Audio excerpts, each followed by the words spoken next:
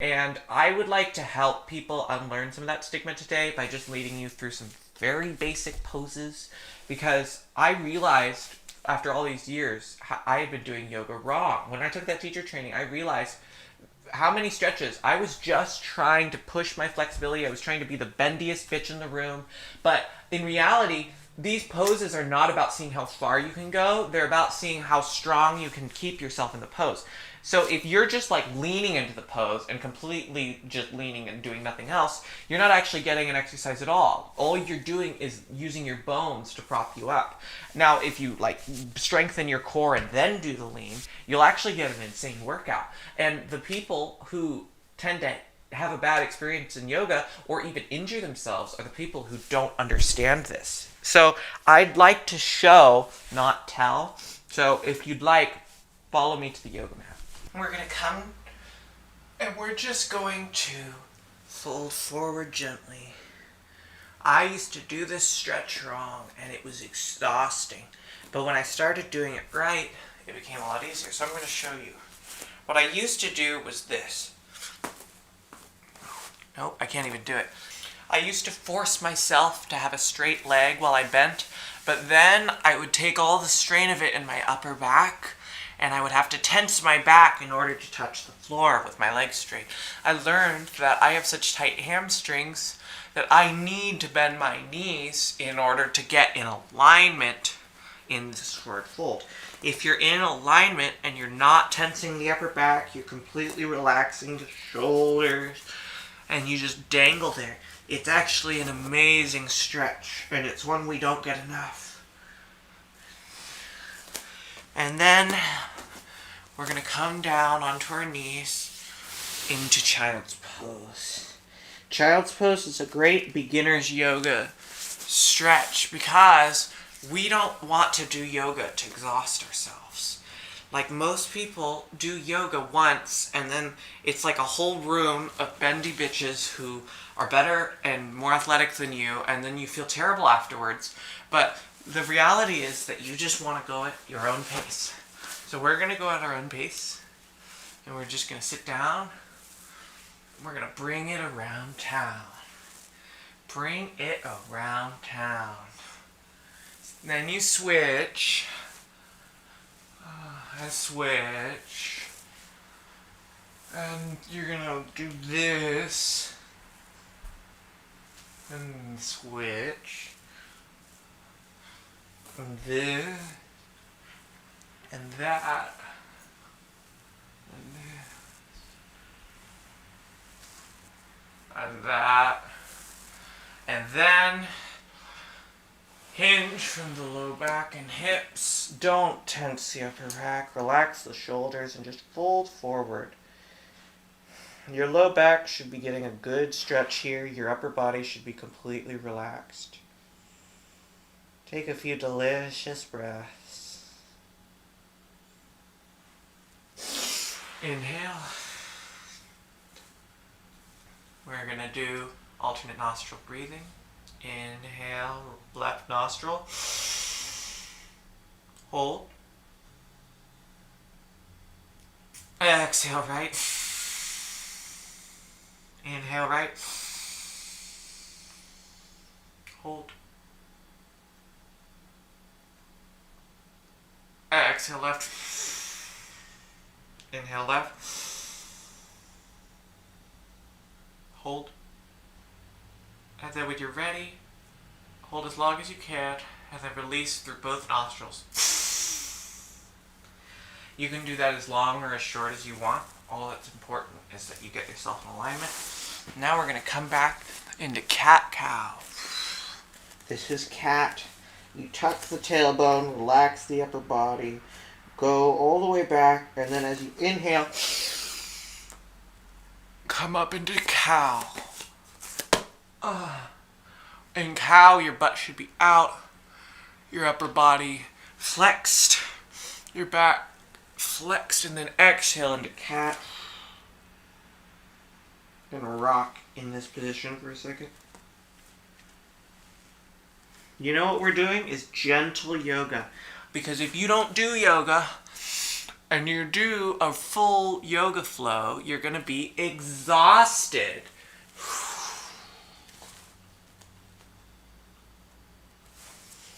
And we don't want that, do we, girls? We just want to have a good time. We want to stretch out our ligaments. Use your breath as you inhale into cow. Relax as you exhale into cat. And you're going to wiggle again. Make sure you're relaxing at the shoulders. Sometimes we carry all the tension of these stretches in our shoulders. And then we walk out of it feeling worse than we did before. And then you're going to inhale and then exhale. Walk your arms to the left and look over the left shoulder. Try to be elastic as you do this. Relax the shoulders. One more delicious breath. Exhale, stretch. Inhale back center, and we're going to do the other side. Exhale.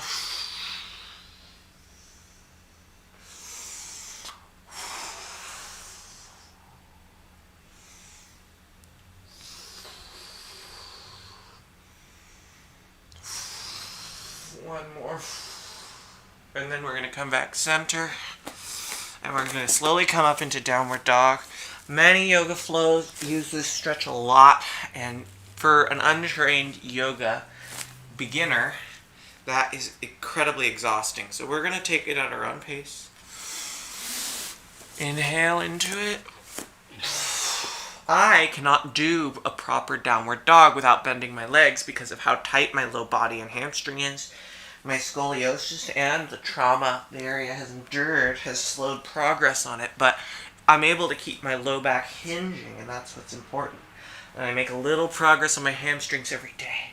We're then gonna step the right foot forward, then the left. And we're just gonna dangle like a rag doll. Move our head yes, no, roll it around, reverse, and then we're going to shake like a rag doll. If your feet are shoulder width apart, parallel, and you're hinging from the hips, you should have no problems keeping balance. If you're having trouble keeping balance, it's because you're out of alignment.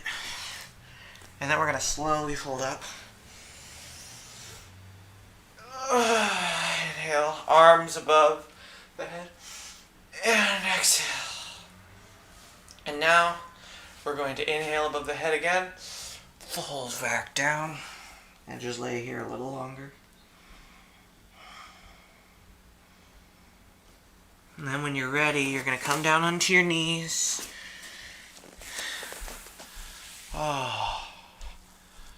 You're going to bring it around town. Bring it around town. And then switch. Exhale forward. And then we're going to come onto our back for happy baby pose. It was my favorite yoga pose. Because it massages the low back. And if you sit all day, this is the part of your back that you tense. And I'm trying to undo that.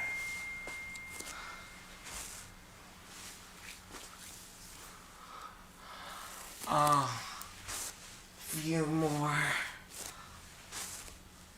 And then we're going to go on our back into the wind removing pose. Hold your right knee, pull it with your biceps, gently stretch. Exhale for flexibility. Inhale back up. Exhale.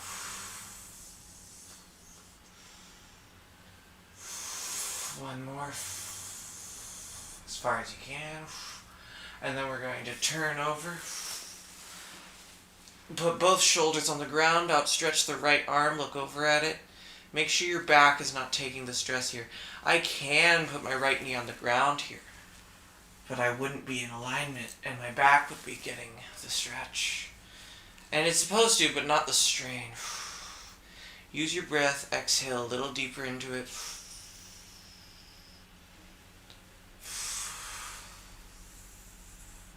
Just relax, let gravity do all the work. Make sure your back isn't straining. Relax the shoulders. Take a deep breath here. And then inhale back up. We're going to do the other side. Whenever you stretch one leg, you must do the other. Otherwise, you'll be out of alignment. Pull it gently with your biceps. Make sure your shoulders aren't getting this.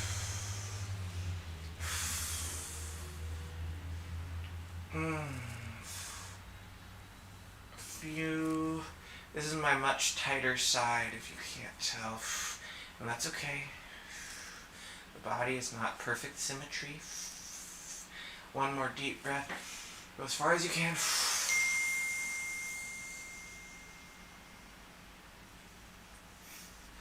And then we're going to go to the other side. Roll to the right. Outstretch the left arm. Look over at it. Keep both shoulders on the ground. Shoulders relaxed. Neck relaxed. And slowly ease into this with each exhale.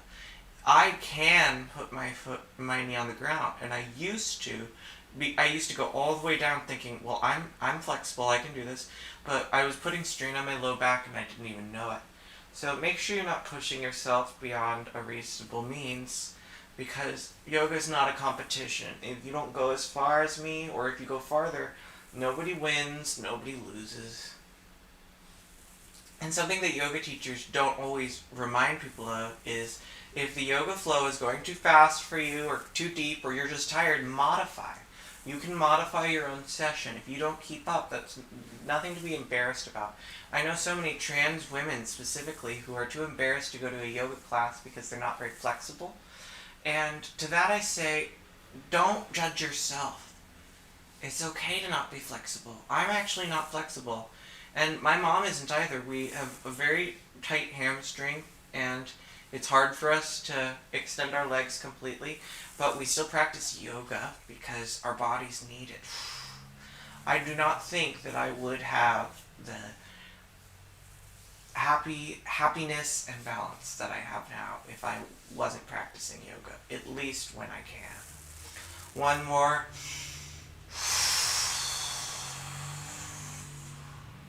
And then we're going to come back into happy baby.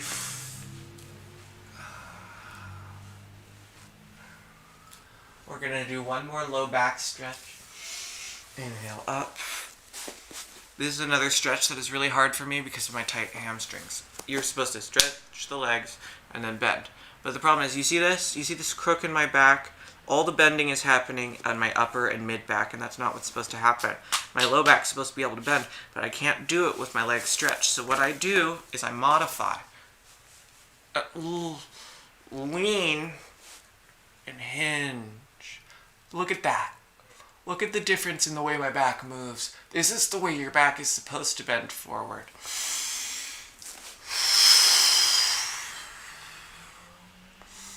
A few deep breaths. And then grab onto your toes and let gravity do the rest of the work. Remember to relax the upper back.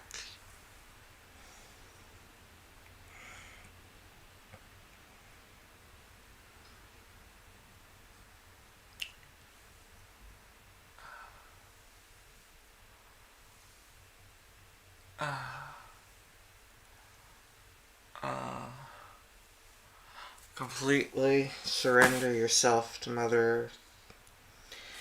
Yoga is just letting gravity give you a big hug. And if you do it right, it should feel good. If I was to tense my upper back here, it would feel awful. But it feels really good. And then, when you're ready, you're going to come back down, do one more round of happy baby. Anytime you stretch out your low back, this is a great stretch to massage your low back. Make sure you're tucking the tailbone in. And when you're ready, you're going to come down into Shavasana. Shavasana is the most important of all the yoga poses.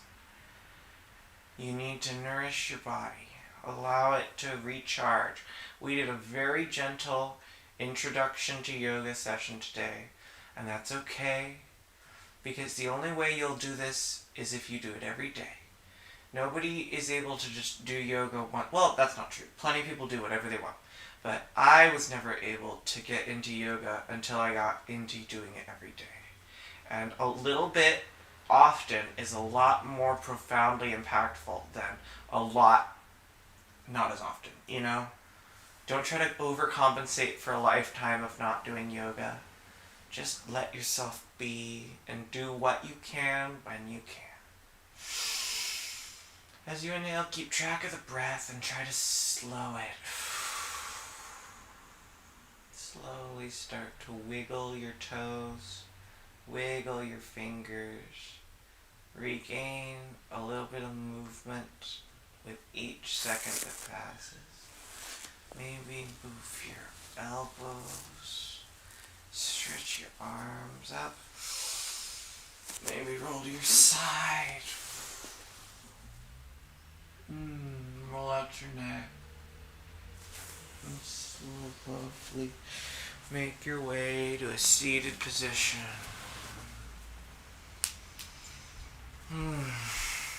Bring it around town once.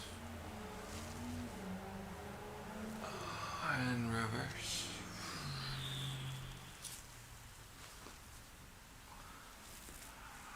Roll out your neck.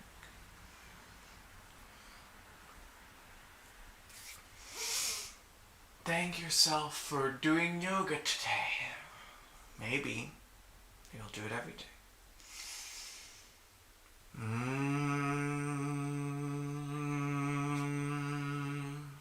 Namaste.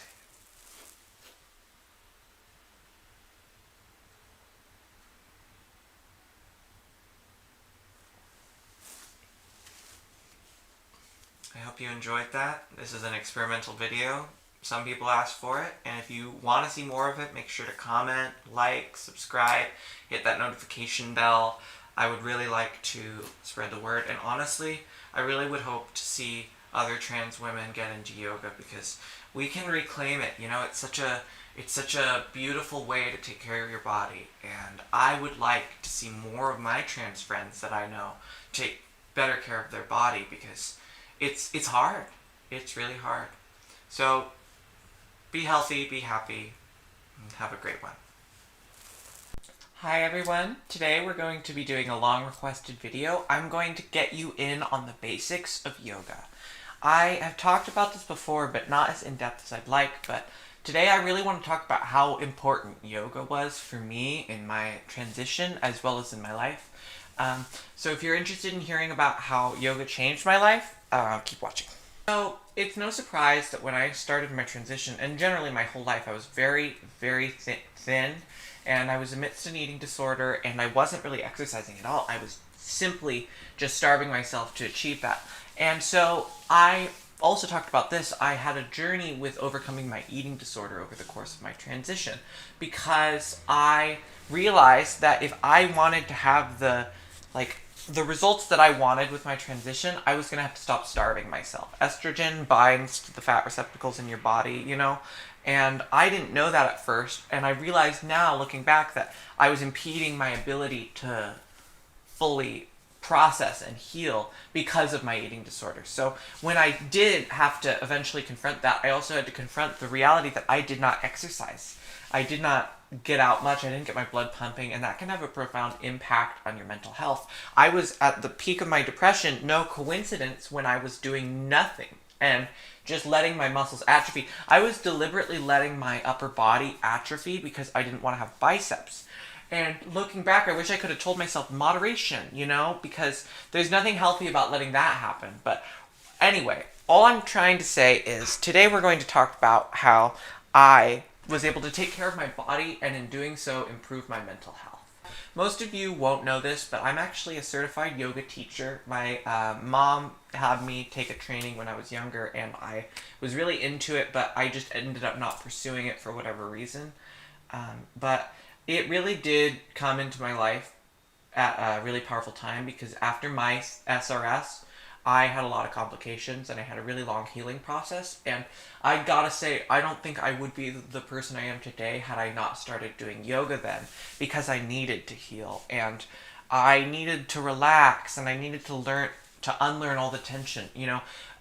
Especially like a depressed person like myself, I carried a lot of tension. I carried it in my jaw, in my low back, and in my legs, and my hamstrings still are so incredibly tight. But the point is that I had to learn how to unlearn all that tension. And most people think of yoga and they have a very different idea of what it is, because yoga is kind of its own thing in pop culture. Like, there are people in LA who make it their whole personality, and I'm honestly one of those people, and I know it's really annoying because there's no way to endear somebody while kind of looking like an obsessed hippie. I'm not saying that that's a bad thing, but I am saying that people tend to take me less seriously when I try to go on and on about yoga, and it's because I think there's a stigma.